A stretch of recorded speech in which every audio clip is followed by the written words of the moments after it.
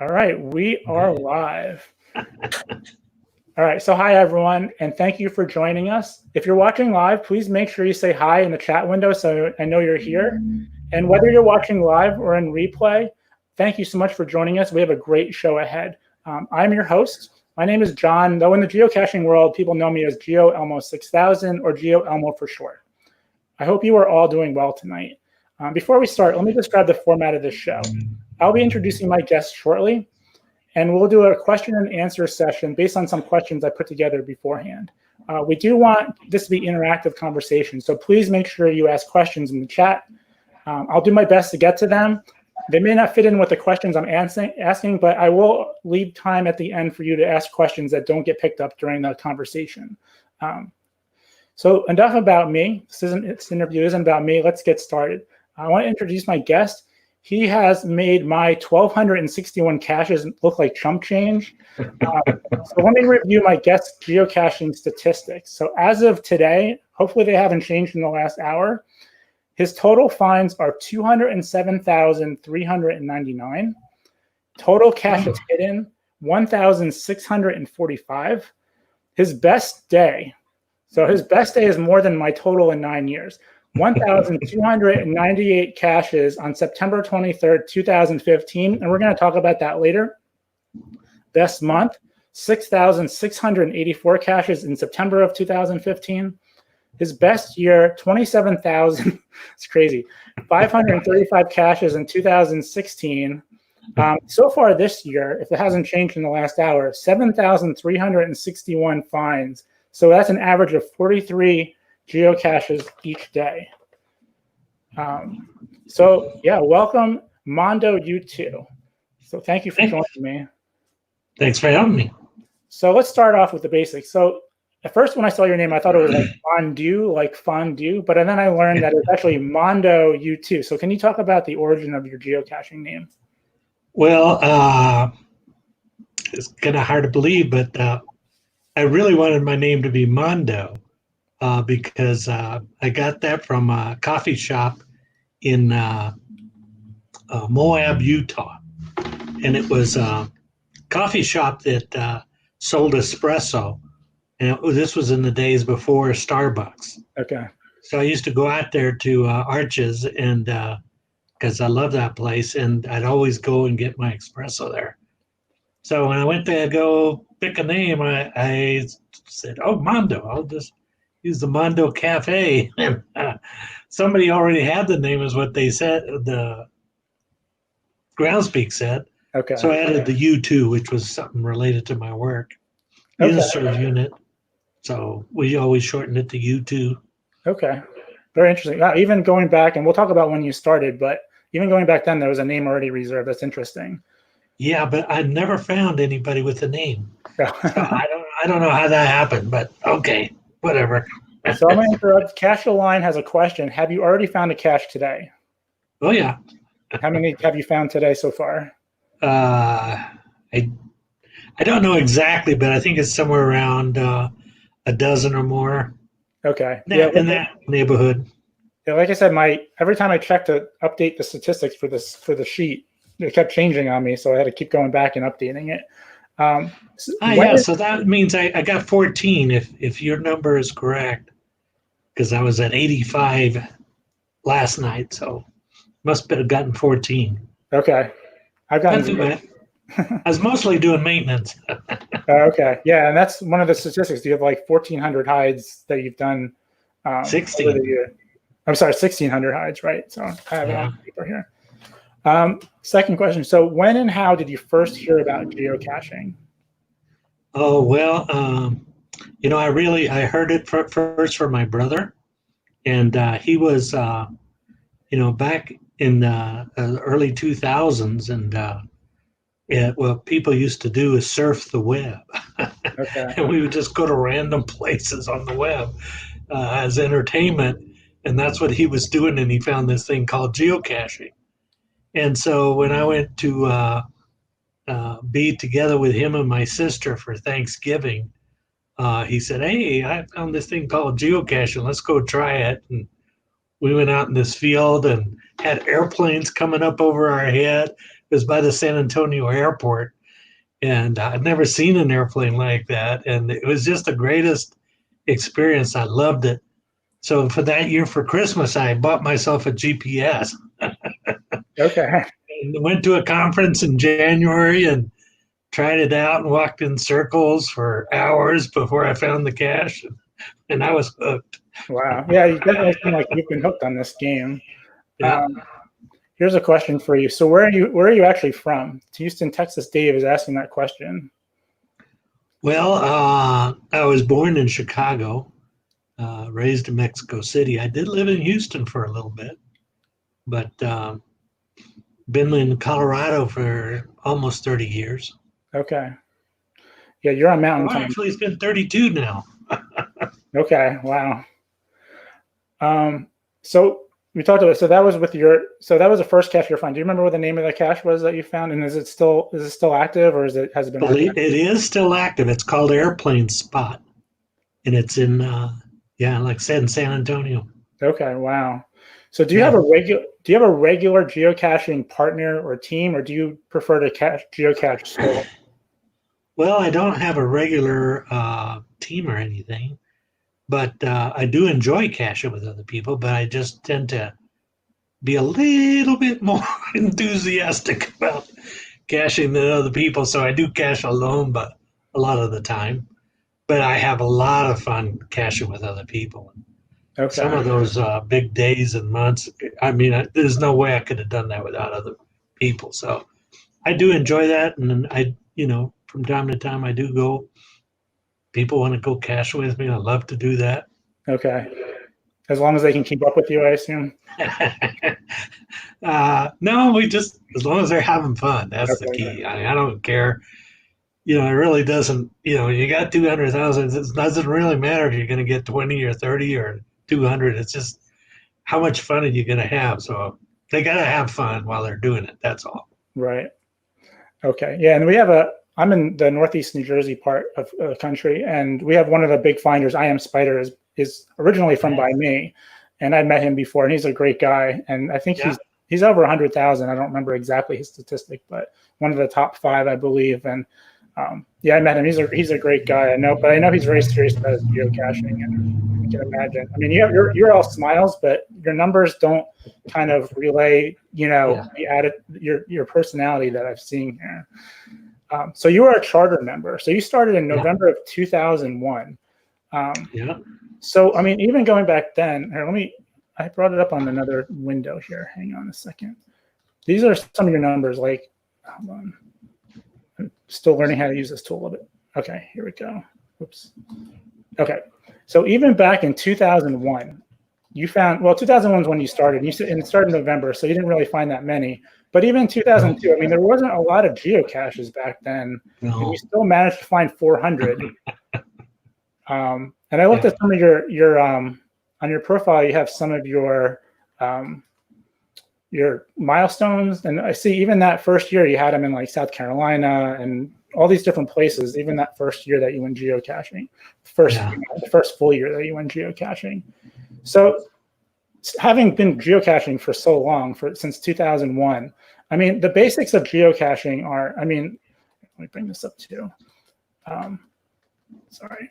Okay. So the basic rules of geocaching are use your GPS device to find a geocache, sign a log, replace the cache. I mean, have you seen the game change since the beginning? I mean, these are the 2020. Yeah. But how have you seen the game change since, and the rules changed since 2001? The rules haven't changed terribly much, but the game has changed. Wow. It's just been incredible. All the different types of geocaches, and even now you can cache without a GPS. With lab caches, you don't even use a GPS. You can't. You got to use a phone. So, I mean, it's just earth caches, and we used to have reverse caches, and it's just the game has just changed and evolved in real fun ways. I think I've always been very grateful to Groundspeak for the way they've managed all that change, because I tell you, when we started, it was mostly about sitting around your computer for a week, waiting for something to pop up. And then you spend all day to go get it. Right. Yeah, I mean, you had to travel so much for that first year, like I said, probably just to get 400 caches. Yeah. And then I got 30 caches in a day, and everybody said, "You're a damn liar." My brother told me that. There's no human way possible you can do that. Find 30. Yeah, well, he would have died if he saw your statistics today. Of I'm sorry, he would have been like shaking his head of 1,298 caches in one day. So let's see. Here's a question for you from the audience, from Jeffrey. What is or what was your professional background? Well, I am retired. I retired about a year ago. And before that, I spent most of my career representing teachers. Okay. What do you mean by that? I was part of the teacher union. Oh, okay. Okay. And now you're a retired teacher then? I never taught, but I came from with a law background. Okay. And into the movement and stuck with it. And I just had a wonderful career working with teachers and other school employees. Okay. With their 20 some odd years. All right, let me move on to my next one. But that's really interesting. This would have been a very interesting year to be still working in the teachers union with all the COVID stuff going on. You probably took a good year to retire. Yeah.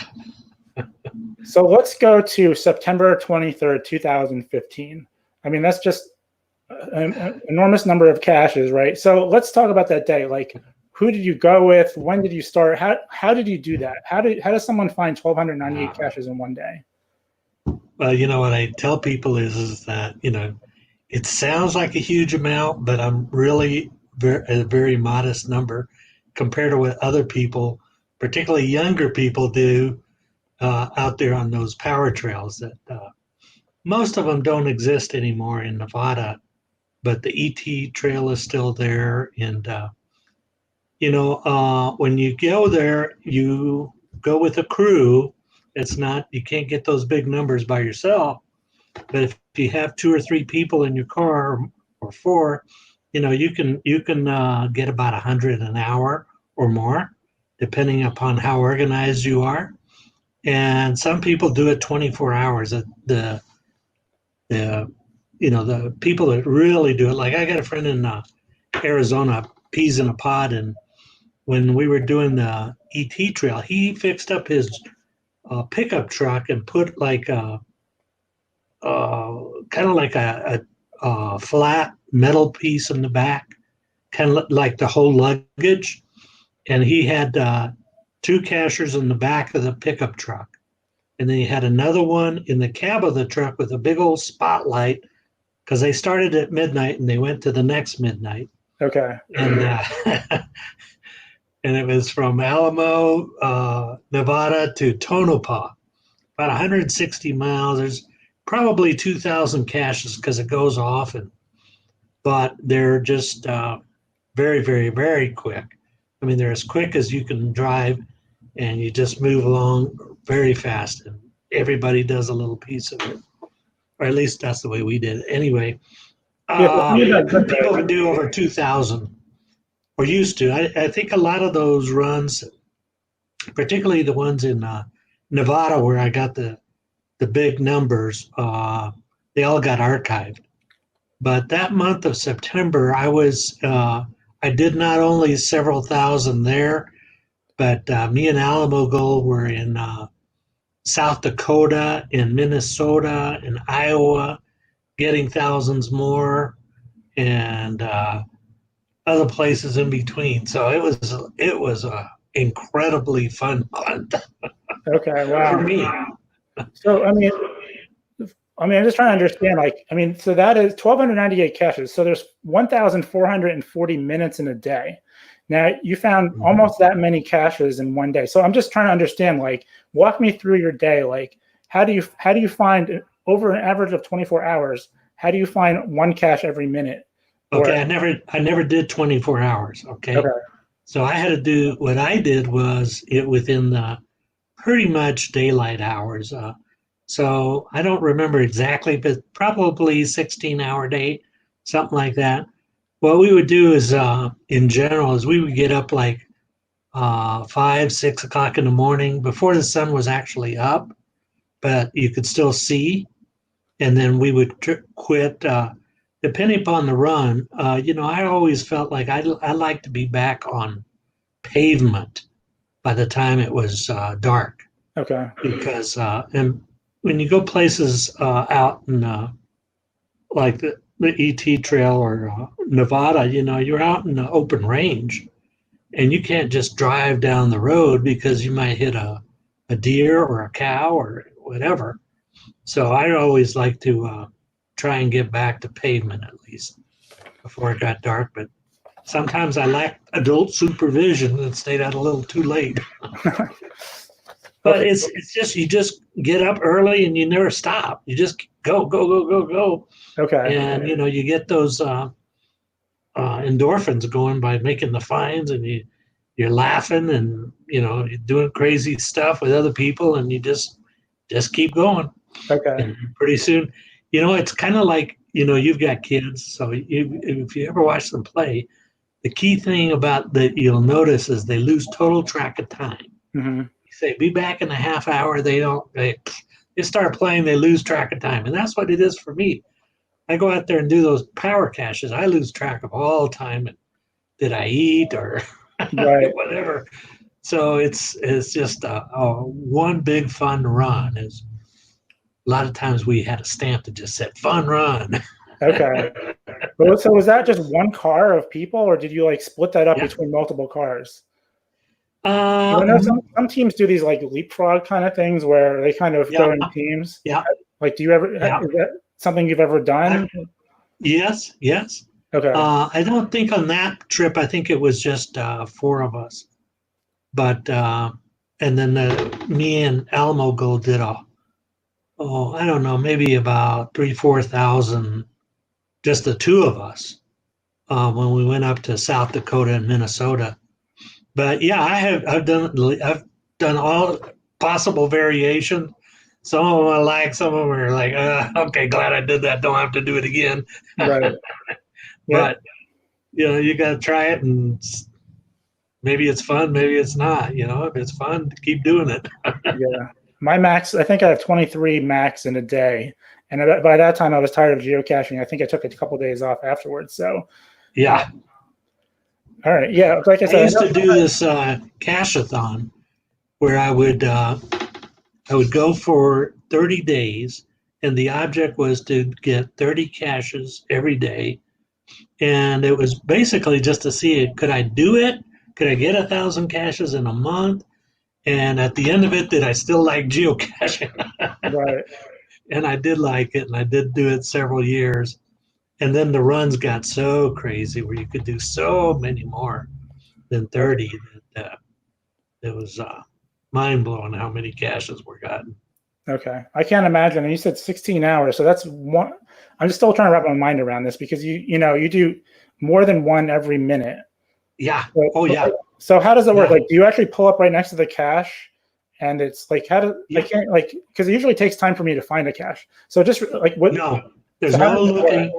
There's no. It's not a mystery. Like, if you're on a real power trail like that, to get those big numbers, the caches have to be literally next to the car where you stop, and the keys for the driver, that when you open the door, the cache is right there. You may not even need to get totally out of the car.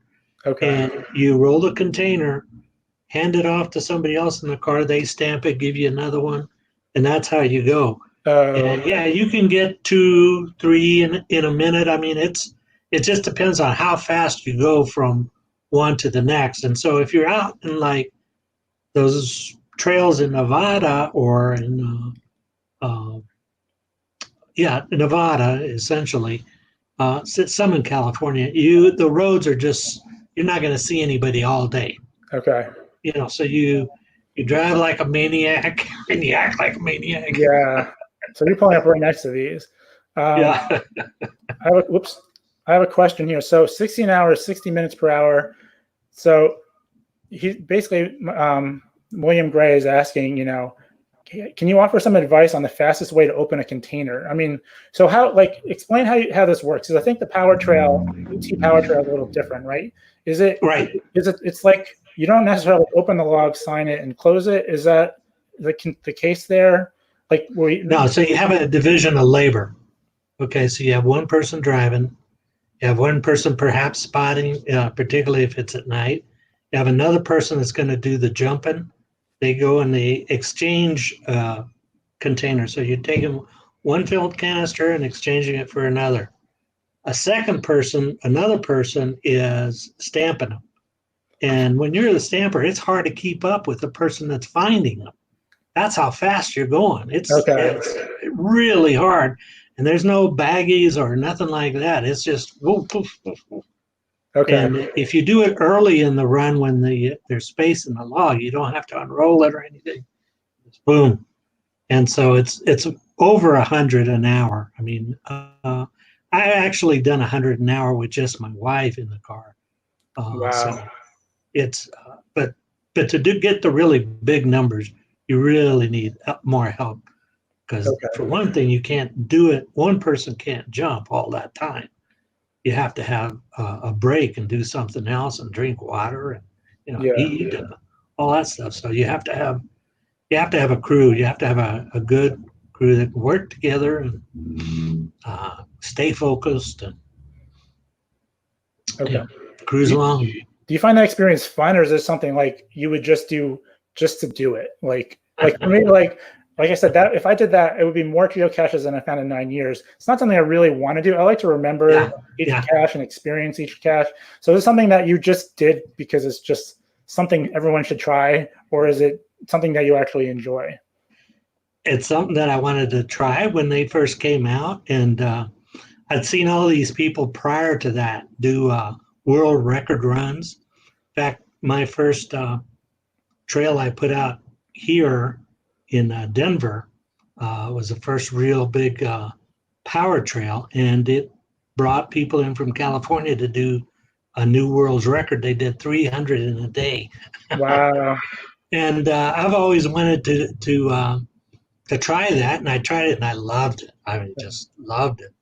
I mean, it's a lot of work. It's certainly, it's not a sprint. It's an endurance record. Right. But boy, I just have so much fun. Particularly if you got good people with you and you can laugh and have a good time while you're doing it. Yeah, something like that for me would be more about the people I'm with, the shared experience, than the actual caches. Sounds like there's just a bunch of foam canisters. You're just dropping them, moving them along. So it's not about the caches in the desert. It's about the stories you can tell later on more than anything. Yeah. Right? You do get times where you get to if you're not like if you're driving in particular, you might get a chance to you're looking at the desert a tenth of a mile at a time, so you get really intimate understanding of the country. But if you're doing one of those few power trails, and again, it's not like you can do that every day or every month or anything like that, but there was Team Sagebrushers did 20,000 plus caches that he hit. Those have all been archived, so you can't do that anymore. But those were the only kind of runs that you could do something like that on. Okay. It's not something you can do in the city or most of the country. You can't. There's no roads. There's no way you can hide that many. It's just not possible. Okay. Interesting. Oh, and you said those are archived now, the ET Power Trail? Yeah. I didn't Not the ET, but the Team Sagebrush caches in Nevada. Okay. I didn't know that. I personally found 22,000 of his. Wow. That's a lot. So we'd go there once, twice a year, every year to go get, and that was when you're talking about that big month and that big day. Those were all involved those runs up there. Okay. When I did the ET trail, I did it, I think, 2 or 3 times because they got archived and then they'd come back and then they get archived again. And but usually we do about 800 to 1,000 in a day, because you have to drive back. If you don't go past the halfway point, you got to go back to Alamo. That's several hours in a 2-lane road with livestock. So Okay. couldn't stay out as long as other people. I know other people have done 2,000 out there in a day, but I probably on the ET 800 probably is probably the most I ever did. Okay. Wow. In a day. Okay. That's still a lot. I probably did that a lot more in 24 hours if, they weren't in one 24-hour period. If I could combine them, I probably would have done about 2,000 or so, but I can't do old for that nonsense. Yeah. I saw the guys that peas in a pod in his crew the following day in Tonopah. Oh man, they were wrecked. Just totally wrecked. It's all bloodshot. Yeah, I've heard like you should actually wear suntan lotion on your hands and everything too, because you're in the desert and everything. So, so Cache the Line, I actually saw his video. So he mentioned that, yeah, we're talking about the 18 Highway Nevada. Yeah, the series that you're talking about. Yeah, I know a lot of like bloggers have done that. I've seen, when I was doing some research, I saw some videos of people that have done this. Midwestern drone pilot. He asked this question a few times, and I apologize for not answering it or putting it up because I just didn't want to interrupt our conversation. But yeah. So, what is the best cache you've ever found? Well, I'll tell you my best cache story. I think the one that's most memorable is, and I got to go back a little ways to set it up. Is in 2002 for my 50th birthday, my brother and I went to Spain to celebrate my 50th birthday, and our plan was to play golf and geocache. Well, we damn near found every cache in Spain that existed at the time. Wow. Never did find a golf course. But one of the caches that we went to, and it was a substantial hike, and at the end of the hike, we found a box, and in the box, they had really nice things in there. Like my brother got a world clock that you could put on your desk. Very beautiful thing. And I got a business card. In the back of the business card, it said, if you bring this card to Budapest, I'll put you and your family up for a week and give you real Hungarian food. This was in Spain. So I took the card. About a year later, I had enough frequent flyer miles. I emailed the guy, hey, you really want some nut? You don't know, come to your house for a week. He said, yeah, come on. Well, my kids didn't want to go, so I went by myself, and it was wonderful. Wow. The whole family came out to the airport to meet me, and they had signs, and they were just so excited to welcome me, and I just had a greatest time. 4 nights I spent with them, and they took me caching, and they showed me their city, and it was just wonderful. And he was learned English simply to be able to read computer textbooks, so he could teach himself how to program them and do the computer stuff. Wow. And wow. I studied for 6 months to learn Hungarian, and I didn't get very far. Wow. I could find a bathroom and some soup, but other than that, and I thought I was so prepared. I had these great maps of Hungary because I wanted to spend some time on my own exploring, and I thought I was so well prepared. But when I got there, the first thing I found when I was driving by myself is that all of the road signs are in Hungarian. Okay. And I couldn't read them. So I had no idea where I was. And I'm following the go-to. We didn't have cell phones there, so it was quite the experience. It was hard to tell where the public land was and what was private. It was tough, but so much fun to be in another culture. And Hungary actually had more caches than Colorado did at the time. Okay. They had like 600, which was an unheard of number in 2001. Right. Interesting. Wow, that's a great story. It is. Yeah, Loved so it. he says thank you for sharing. He's Yeah. Midwest drone pilot. He's the one who asked that question. I want to get back to my questions, but I want to make sure I don't lose these questions that are going by. What kind of caching do you prefer? Do you like numbers runs, virtuals? What's your favorite caching experience? I hate to tell you, but I like them all. Okay. But right now I'm really, really into lab caches. I'm trying to get to 1,000. Okay. So I'm really enjoying them. I seem to every time they come out with something new, I try it. And I think I've liked virtually all of them, but these lab caches are just turning out to be so much fun, and they kind of remind me of the old virtuals where they would take you places in your town or in other towns that you just never would have thought to go and see. And it's just Right. like, wow, isn't this cool? I just did one in Georgetown here in Colorado where, I've lived here 30 odd years, but I've never taken the time to walk around Georgetown and see all the history that's there. It was thanks to that lab cache that I got to do that. Right. So I think right now those are my favorite. Virtuals are probably right behind there. Okay. And but I really enjoy doing, and I do them all. I don't have any like, I don't like to do rock caches. Okay. I don't like to do cabooses, but I'll do them and wonder why I'm doing them. Right. Do you like to But I find? have just as much fun with the numbers. Mhm. I don't know that I could do it constantly, but I like a good run, even if it's not.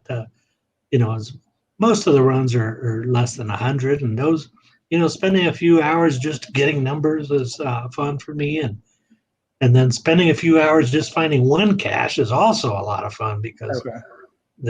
the reward at the end when you Right. that's really cool. Right. So Yeah. Those can be very rewarding.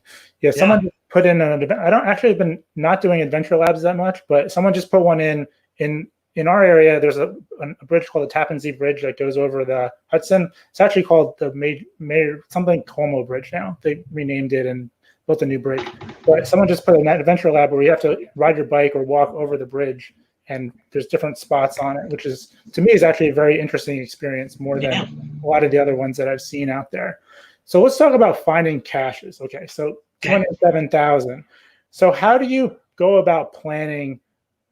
Like, how do you plan this out? Because I'm assuming you don't stay in Colorado. Like we talked about before, you go all over the place.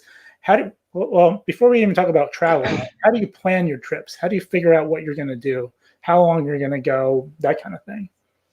well, and and it's an evolving because as the game changes, I change and I adapt.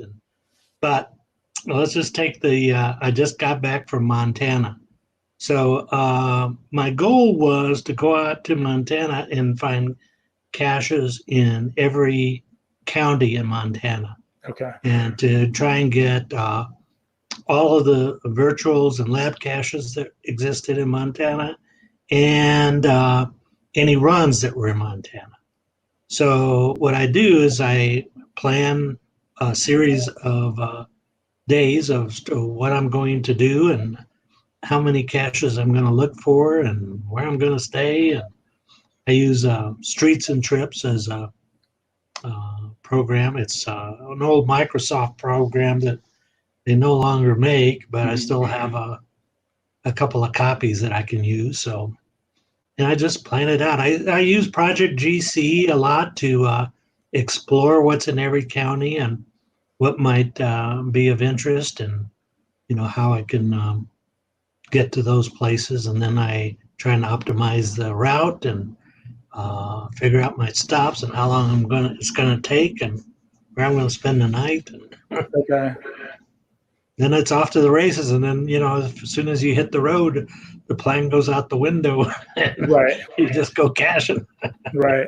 How many counties are in Montana? Just curious. 56, I believe. That's a lot. Okay. I mean, it's a big state. It's a big state with very few people. Only 1 million people in the entire state. Wow. But boy, I never realized how gorgeous that was. Particularly Western Montana was absolutely fantastic. Okay. Yeah, I've never been to that part of the country. So what device do you use for your geocache? I mean, obviously back in 2001 you bought a GPS receiver, but these days do you still use a GPS receiver? Do you prefer a smartphone? Oh, go ahead. So obviously for Adventure Labs you need a smartphone, but what do you use for the most part? You use GPS receiver? Yeah, GPS. I have a Nuvi that I use in the car, and a GPS for going out and finding them. And sometimes I use the phone. Okay. Over the last several years, I've gotten much better at using the phone. So sometimes when I'm doing my run and I'm stopped and I don't have everything downloaded, so I can use my phone and there's a cache right here where I'm getting gas. So okay, Right. use my phone. Yeah, that's the one good thing about the phone is there's always a cache at every rest stop. So you can always, if you don't know you're going to stop, you can still pull out that phone and look, under that lamppost there's a magnetic. There's an earth cache. Yeah. So can you describe a typical day of geocaching? So your average is 43 per day for 2020, right? So I actually don't know if that means every day you find 43 or every other day you find 86 or, I mean, obviously you don't keep to a pattern like that, but do you go out for a week and find a ton and then take a few days off, that kind of thing? How do you do it? How do you break it up? Well, I don't have a specific, but I mean, the average is, if I find 2 today and 100 tomorrow, it's an average of 51 a day. Right. But, like I said, right now I'm really working on the counties. I've got over 2,000 counties I found, and I got another 1,000 or so to go, 1,200 or so. And so, most of my planning is around that. But, and I seem to have gotten into this, and since I just retired like a year ago, I'm still figuring this whole retirement out, what pace I want to go at. But generally, it's like I'll go out for a couple of weeks and come back and plan some more and go back out. When I'm at home, I have to spend a considerable amount of time maintaining my caches because I have a lot, and in 2 weeks you would be amazed how many caches need maintenance. Right. And then cache around here and or go someplace that I want to go locally and come back at night. How many of your caches are active? Out of the 1,600 are active caches. Can you still hear me?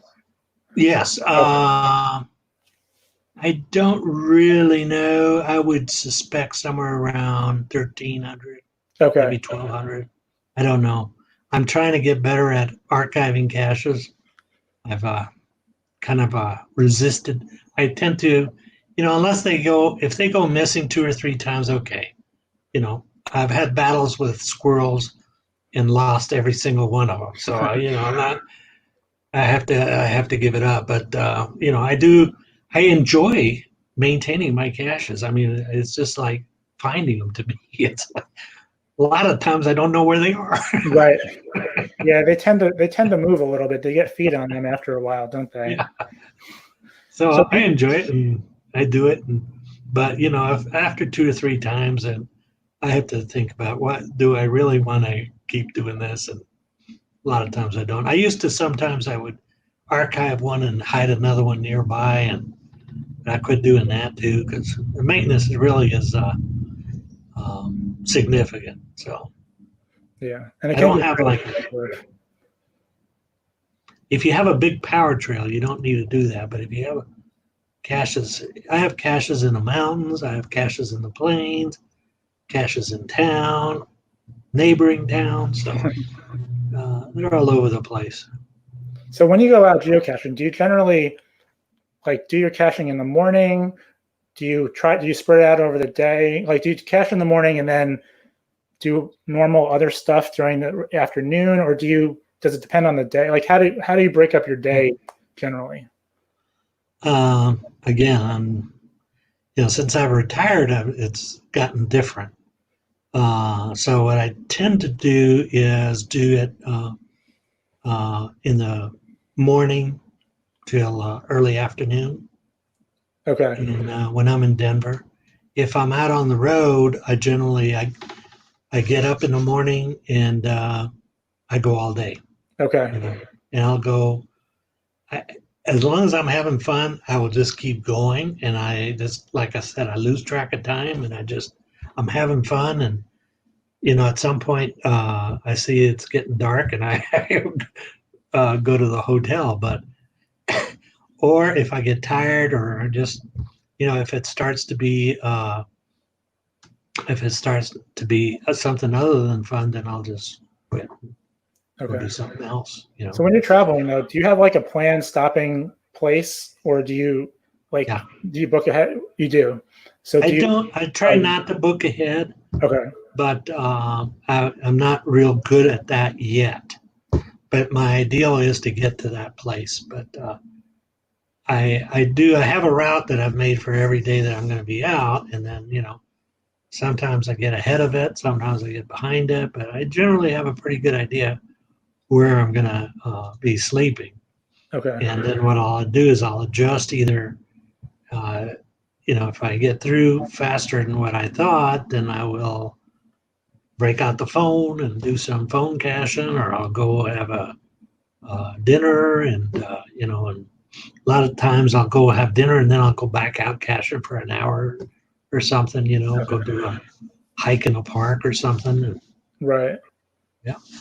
Okay. So how long do you since you're trying to find so many geocaches in a day, how long do you give a cache? Do you budget for every cache as far as time wise? Do you give up after a certain amount of time? How does that work as far as, you're trying to, because especially since you're traveling so much, if I'm by my house, if I can't find it, I just go home and I can find it another day. But you're blazing through these areas of the country, hitting counties and all these places you haven't been before. How do you do it when you're looking for them? How much time do you give every cache to find it?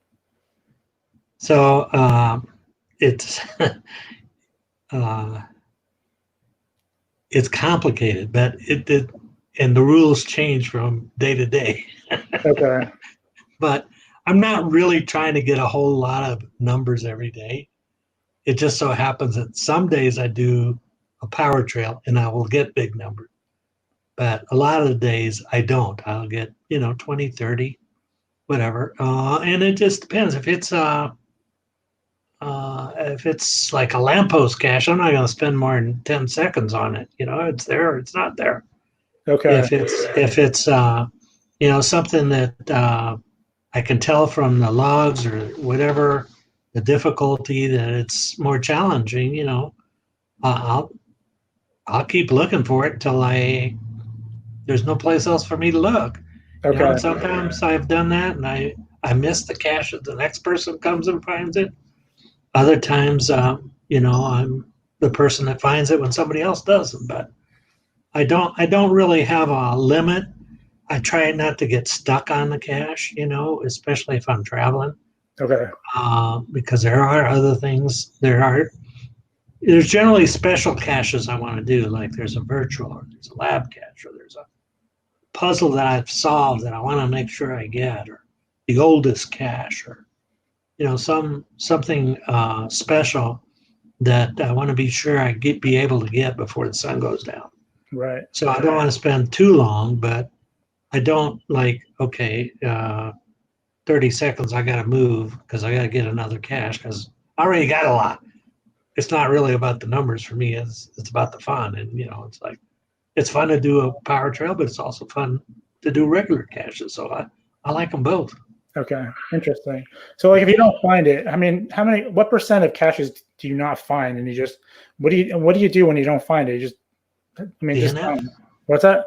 DNF. Okay. And you just move on?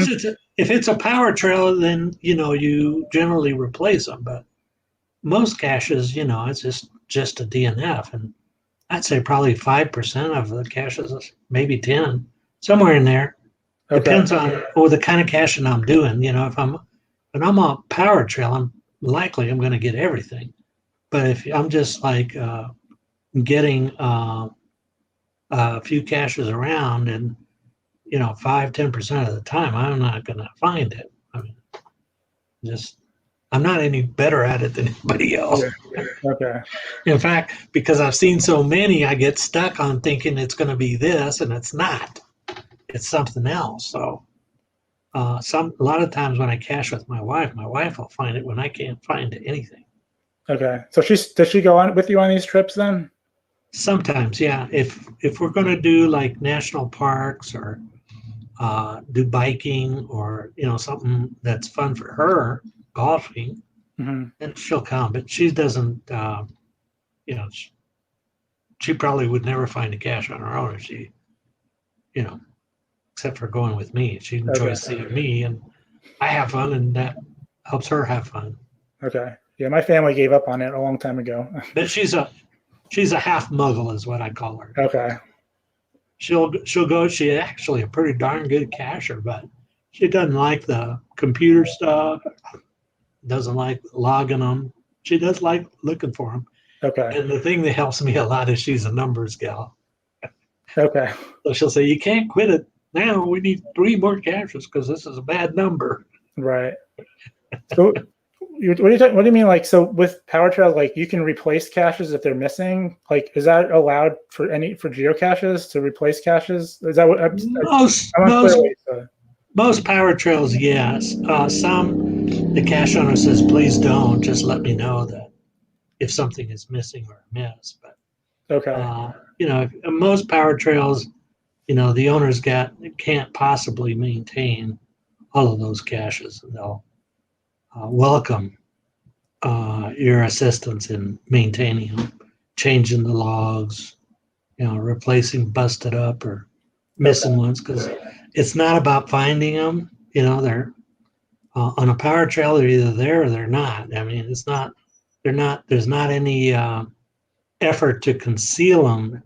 It's more about getting the numbers. So Okay. that's why but you have to be aware of where you are. Whether are you on a power trail or are you just on a little series that somebody put out? Right. But would you Then that's replace it different. if it's missing? For a regular cache, would you replace it or just for No, Power Trail? no. Oh, you Yeah, wouldn't it has to be. Again, it's got to be. If it's a numbers run, then yeah, I don't have any qualms about replacing it. But I certainly wouldn't do that for other caches. Okay. Let me a couple of questions here. So here's a question about before you said you were retired a year. So before that, you still had a lot of numbers. Yeah. Did it take a significant bite out of your sleep time? Yeah, it was. There's a lot more pressure to get numbers in a short amount of time because I only had a smaller amount of time to cache in. So if I would go on a trip, whether for the weekend or for a week, I wanted to maximize that time and get as many as I could. And so now I have the luxury of being more balanced. And so, that's where it comes in handy to have my wife to help me keep me balanced because I can get carried away. Right. And so, how has COVID-19 affected your geocaching? So I'm in the Northeast. I'm right by New York City, and I mean, I just finished a 96-day slump and disabled all my caches because in this area we've been hit very hard. But Yeah. how has it affected your geocaching this year? Well, I was on a run in Texas when early March, and I knew it was going to be bad since January, since it hit China, because I could see it. It was the WHO was talking about pandemic, and we weren't doing anything to prepare or anything, so I knew it was going to get bad. But I was trying to get as many as I could before it really hit. And then by early March, it was like, okay, this is getting out of hand. People were just not prepared for a pandemic, and so I cut that trip short. Came back to Denver and focused a lot more.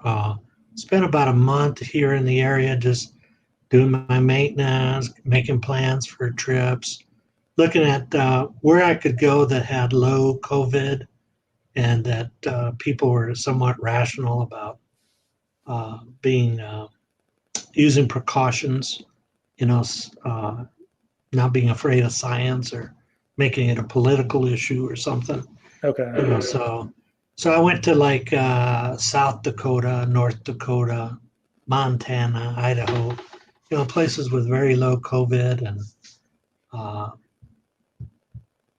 Okay. had good experiences.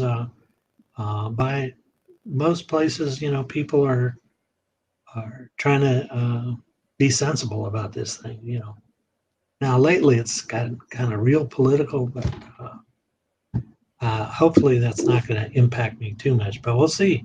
You know, it's like I used to plan like for the next 6 months, this is what I'm going to do, and now it's like maybe for the next couple of weeks or month because I don't know how bad this thing is. The exponential growth is significant if it's unchecked, and a lot of places it's unchecked, so Right. it can get bad real quick. Yeah, it was And bad, it was bad in our area, but it's been getting better. But I know other yeah, places, Arizona's probably the worst right now as far as the numbers going up. So be very careful in yeah, in your trip and then travel. you know I do a lot of the all of the recommended things from the CDC and my own doctor. I've talked to him several times about it, Okay. what I can do and what I should do, and you know, so a lot. The good thing about geocaching is, you know, I could do a lot of lab caches. There's no social contact with that. And Right. the only you know, a lot of people quit caching, and so there's not like I was running into caches that somebody had handled recently.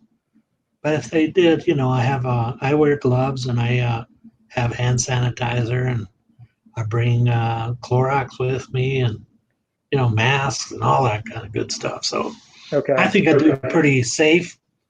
You know, I have a lot of risk factors, so I got to be careful about it. I don't. I've had to turn down invitations to go to events or to go caching with people because of it. That's been the major thing is the not being able to socialize with people I'd like to go caching with. Right. Yeah, all these events have been canceled. Yep. Sad. I Have you, went to I went to one in Montana. I was the only one there, oh, that's funny. so that worked out. Yeah, they're starting to, I think they're starting to open up soon, but yeah, we had a plan one for the 20th anniversary of the Spot Cache, which is in upstate New York. It's a May 2000 cache, and that had to be canceled because everything was canceled in the area. Here's a really good question. I like this one. Do you have rest days for solving mystery caches? So how do you do find mystery Yeah. caches? How do you put that into your schedule? Rainy days, snowy days. Uh, some evenings I just, you know, it used to in the old days it was like all winter long. That's all I did was puzzle caches because there was nothing else. And now it's more like okay, the weather's bad. There's snow or ice or whatever, and uh, I'll use that time to do that or to plan a trip. So Okay, yeah, that's a good time to do it. yeah, sometimes you're in the hotel. There's nothing else to do. I don't like. I'm not a TV person, so I'll look around, see what caches are there or where I'm going next, and you know, try and find some of the easy puzzles that I can just get the coordinates for, all the challenges and Okay, things like that. Reverse where I goes. yeah, I haven't done too many of those. Um, all right, so have you ever gone geocaching with, I don't know how to pronounce his name, Alamo Bowl? Is that right? Yeah, Are you, so he was always known as the highest geocacher, but yeah, recently it seems like you've kind of surpassed his number of finds. Do you know him personally? Do you geocache yeah, with him? yeah. I met him at Geo Woodstock in Tennessee, and we've cached together a number of times. So Okay. Is it a rivalry between you guys, or it just happens to be? yeah, no, it's like you know, I don't. You know, the numbers are kind of silly in a lot of ways. They don't really. You know, so I mean, what I really like about geocaching is really not that competitive. I mean, you know, the person with 10 finds can have just as much fun as me. Right. And it's not like you get a prize or something for finding 100 caches or something. Right. You might get a little souvenir from Groundspeak for something.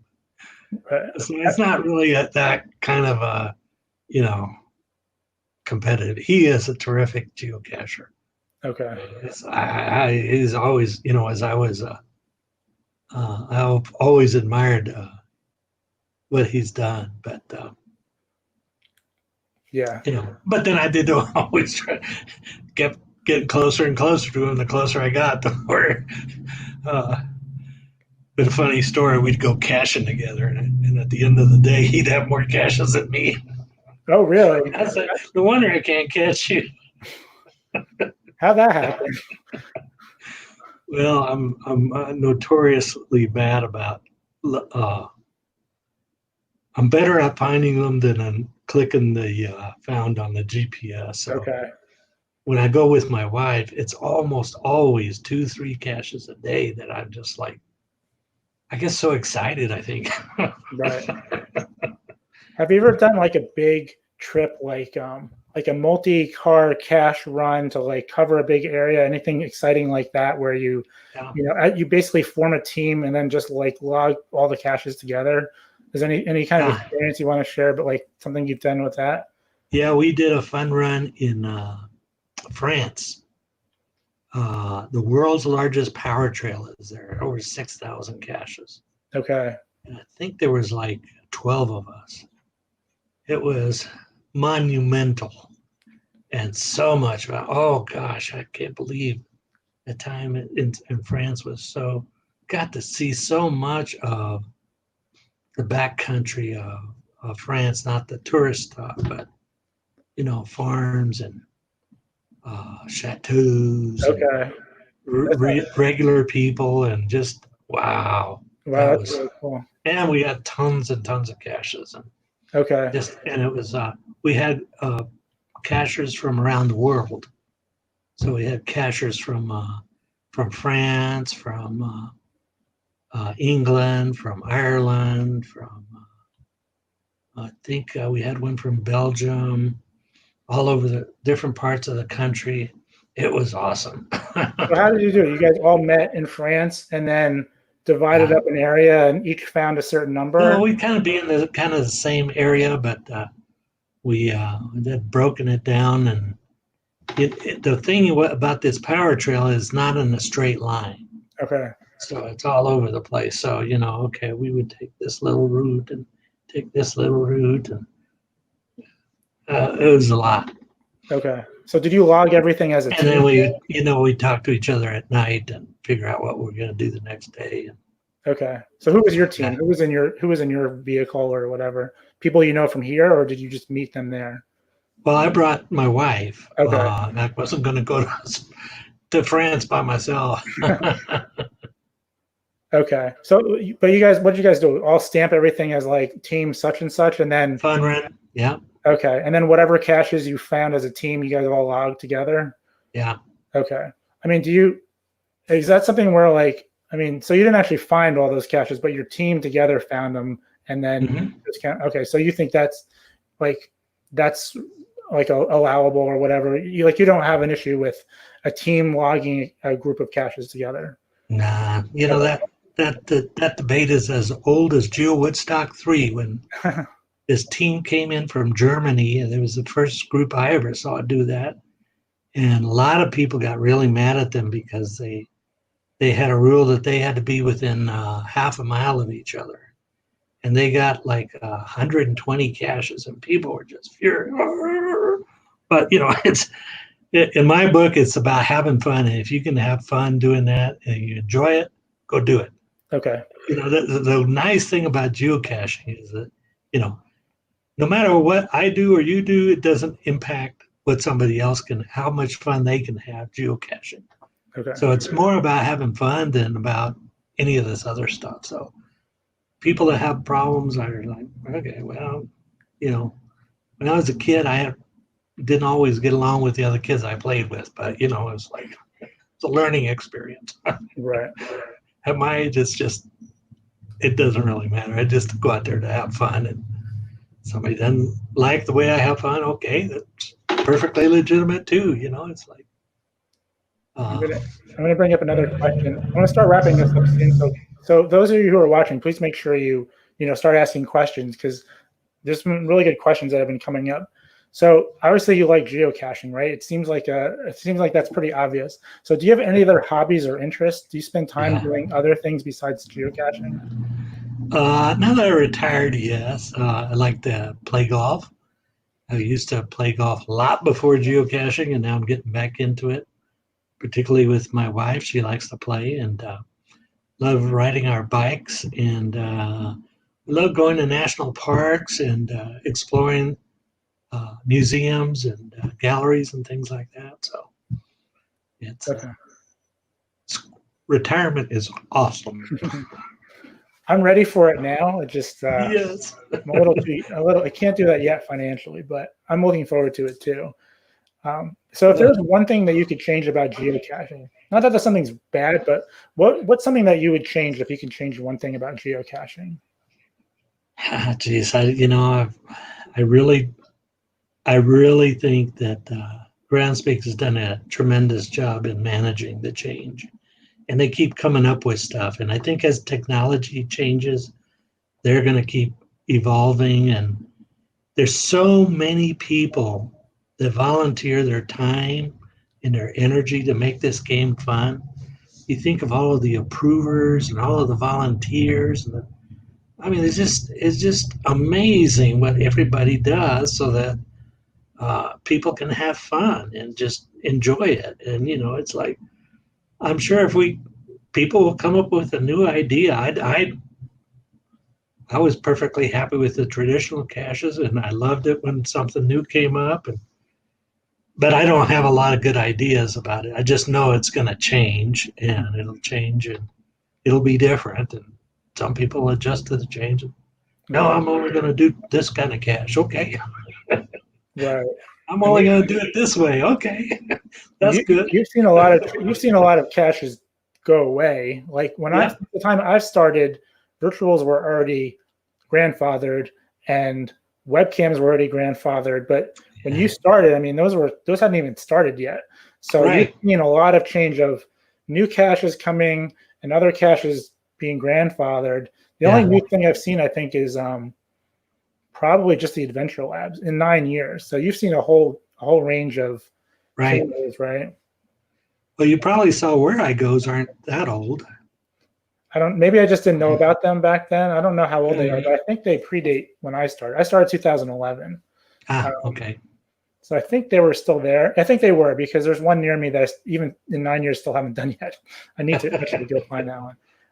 I finally learned how to actually download the cartridges, and I think I've That's the done. first step. Yeah, I've done. I think I've done 2 at a mega event. That's about it. Yeah. So, is there any question that you wish I had asked that I didn't ask? Anything interesting you want to tell me that you've been asked before that you want to share? I can't think of anything. It's been fun. Okay. Well, I really appreciate you joining me. I mean, this has been a really great time. If for those of you watching, thank you for your comments. I may not have gotten every single one of them, but I see a lot of conversation going on. Thank you to Mondo, you too. See, I keep thinking it's like fondue. Mondo, you too, for joining me. I wish you the best, and please keep safe, especially with all the caches in your area. And but thank you, and thank you everyone for Very watching. welcome. All right, Very welcome. all right, take care, everyone. I'm gonna sign off now.